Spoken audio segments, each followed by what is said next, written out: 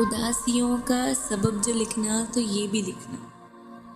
کہ چاند تارے شہاب آنکھیں بدل گئی ہیں،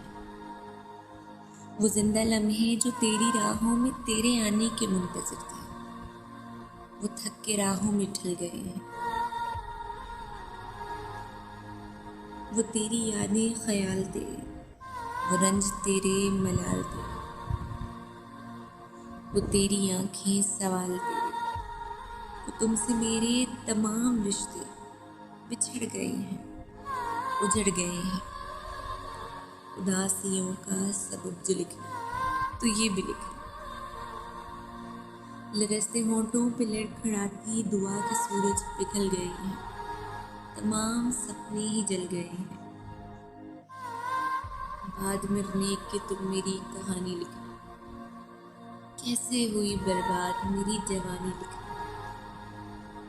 یہ بھی لکھنا کہ میرے ہونٹ ہنسی کو ترسے کیسے، بہتا رہا میری آنکھوں سے پانی لکھنا۔